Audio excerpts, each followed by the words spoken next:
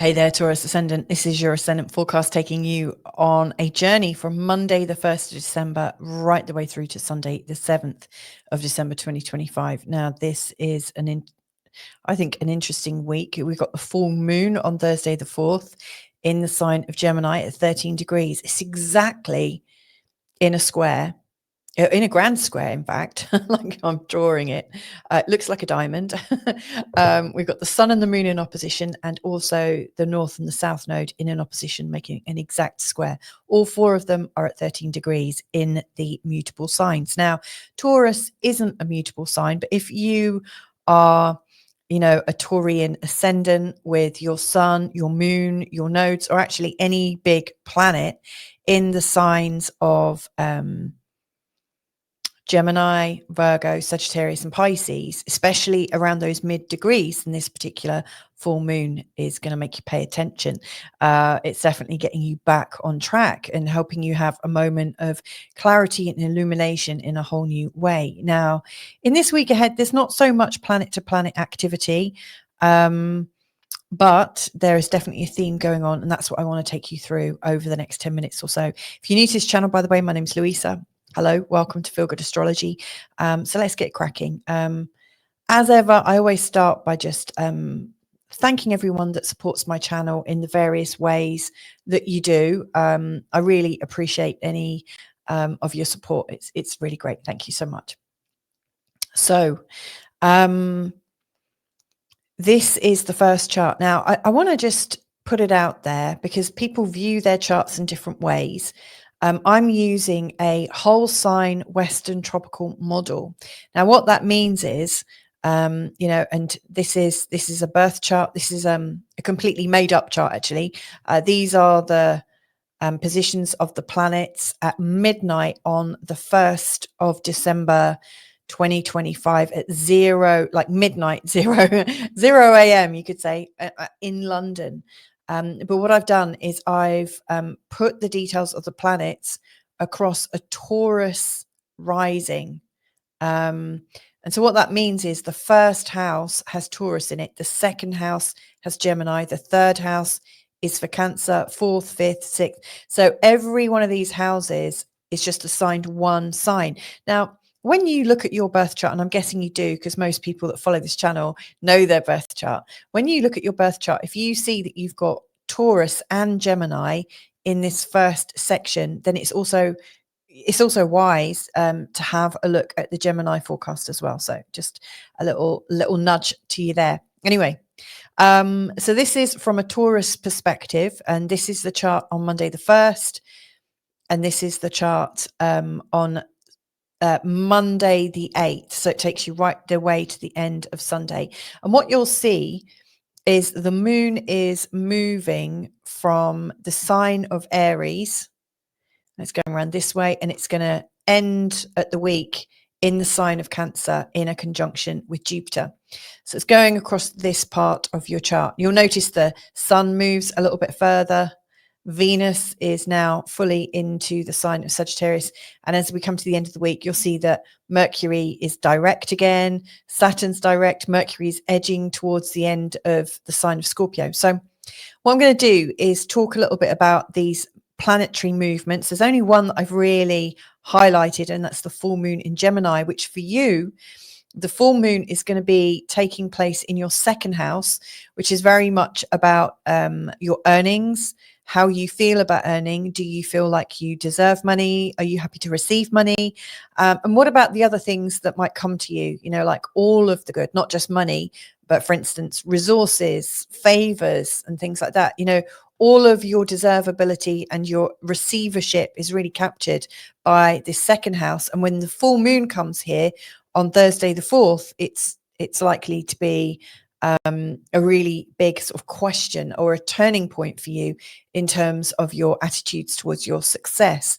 Now, the second house is also very much about how you feel about yourself. Like, do you value yourself? Would you pay yourself? If so, how much? So this is all about, I would say, your internal and external value.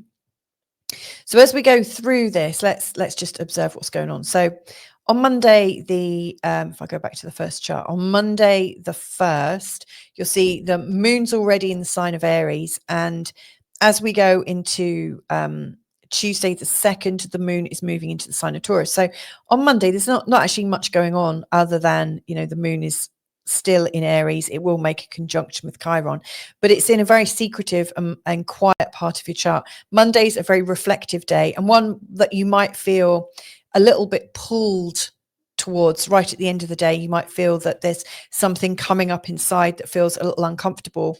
However, your tendency here is to just keep it a little bit private, and to get as much time and rest as possible. Then when we're coming into Tuesday the 2nd, the moon is coming into your first house. And so it's going to be in this part of the chart, which is about your personality, your body, what people notice about you, how you look, your appearance.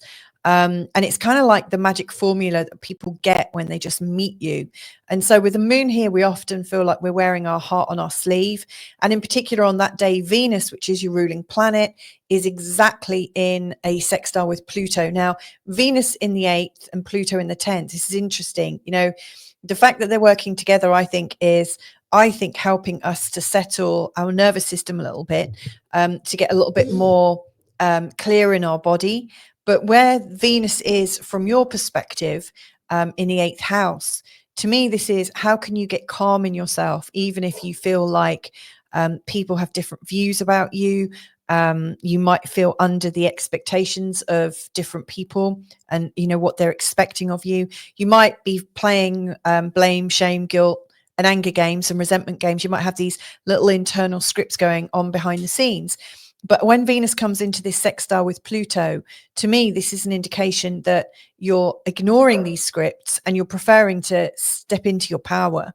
So, as the moon comes into your first house, yes, you're feeling more sensitive, but you're also feeling more powerful and ready to face life head on and to, kind of face the things that you're afraid of facing usually. Now, it's interesting because you've also got Mars and the Sun also in this house that have been warming it up a little bit. And Mars does bring this kind of fearlessness out when it's in your 8th house. And, Mars also courts a little bit of argy-bargy. So like Mars is a little bit argumentative in the 8th house. In the 8th house, Mars will possibly stand into a conflict a little bit and say, okay, look, I can see you don't agree with me here. What's going on? Let's talk about it. And, who take the initiative. And so I think as Venus comes in here and we have this very powerful sextile, you're ready. It feels like you've already decided to be stronger than you usually are. So your balls are coming out now, we could say. So this is interesting. You are much more vulnerable with the moon in your first house, and you're also standing strong. You're seeing the power and the value in yourself, which I think is important. Now, Wednesday the 3rd, there's a lot of different moon movements, but my next, where my attention's going is to Thursday the 4th. That's the day when the moon happens to move into your 2nd house, which is, again, how you value yourself. And then it comes into this full moon position. I would say this is a time when you're coming into a lot of clarity and illumination about yourself. And so the journey of the Sun and Mars and Venus now going through your 8th house, you're really learning about whether you care or not about what other people think. And you're learning maybe, 2 years ago, that used to really bother me, but it doesn't now. I wonder how that's happened. So I really think you're reflecting a lot about your usual standards, your usual positions, your usual reactions. And yet around the time of the full moon, you might find that somebody is challenging you to stand your ground and challenging you to state your value and to really stand into your value.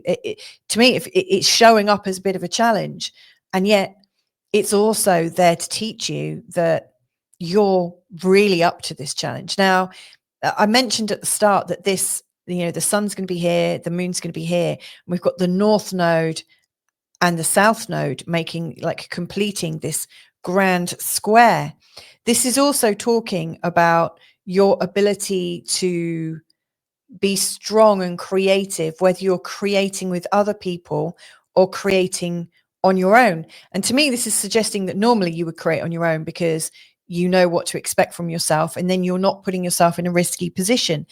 And yet it feels like right now you're learning to deal with what you think are other people's thoughts about you and how they're judging you and how you're coping under the pressure of knowing you're being judged, and how you apply that in terms of creating something with other people. So I think around the time of the full moon, you're really coming into this space of, you know what, I'm ready to work with people, and I know I'll be judged at some level, and I'm okay with that.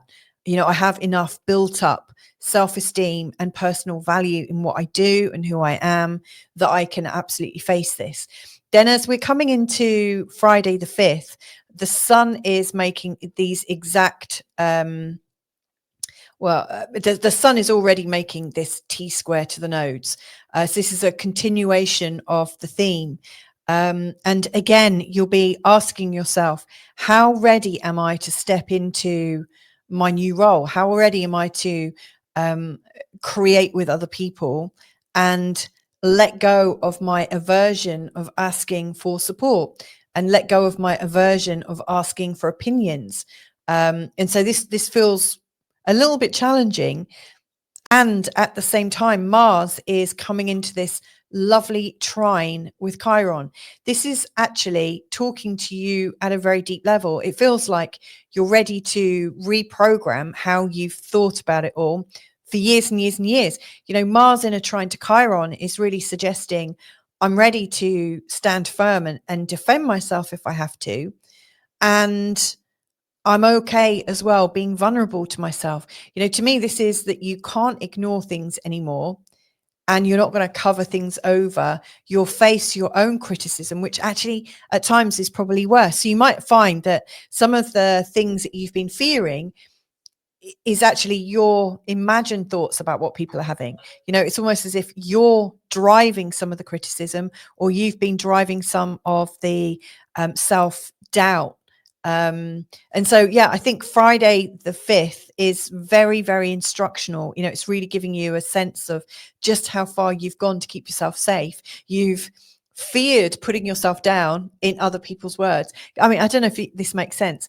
You know, like we all have a version of our parents in our head, or a version of our boss in our head, and we imagine what they're saying, and it actually feels in your body that they've actually said it. Like if I play a video in my mind's eye of what a key person in my life has said about my performance, about something, it feels like it's real, like it actually happened, but you're actually doing that yourself. I'm actually doing that myself to me. And that's what I really see is going on. That's a really subtle difference, is your recognition that actually you don't know what these people are thinking. And because you already think the worst, you're not asking them either. In fact, they might have good news for you. Isn't it interesting? And so as you're coming into Saturday and Sunday, Taurus, what I really see with the moon coming into the sign of Cancer is you're coming into softness. And if I just move the chart on, you know, you're coming into this promise of softness. This is also bringing up the very last of the grand water trines. Really, from the end of this week onwards, Mercury is going to move out of this trine, but also the moon is going to move out of this trine. And so this is really going to ease off. But I really see that you're starting to let go of a much bigger pattern that started probably years and years and years ago, but then you were very much reminded of it at the beginning of autumn. So, you know, that was around the 23rd, 24th of August. The new pattern of these oppositions from Uranus and also this grand water trine, this is about to come to an end. In fact, next week we'll have the last exact opposition, and this grand water trine will disappear for good. And so what I really see for Saturday and Sunday is, you know, with the moon in Cancer, you've got this chance to rest into softness. You're able to recalibrate how you feel about yourself socially in the community, socially with your partners, and also socially with people that you don't know as well as, you know, the people local to you. And so it's almost recalibrating your readiness to work with other people, and to trust other people in the process of collaboration. And so I just think at the weekend, the 6th and 7th, it's time to have as much tenderness and care for yourself, slow down, nourish yourself as much as you can within your local community, and recognize that even if you don't feel like you fit in completely, you still belong. And so that's where I really think the biggest benefits are happening in this week ahead for you. So wishing you a really great week ahead. And if you'd like to go deeper with me, where I actually look at your exact chart, then just get in touch. I've got loads of different ways that I interact with people. I've got a membership where I deliver extra forecasts, which you're very welcome to join. I also do personal readings. And for next year, I'm also setting up a 2026 astrology mentorship where we could meet on a monthly basis, and we'll be learning and deep diving into your chart, and also you'll be learning astrology at the same time. So if that any of that sounds of interest to you, then just get in touch. All of my details are below in the show notes and also on my channel page. But wishing you a beautiful week ahead, and catch you next time. Lots of love. Bye for now.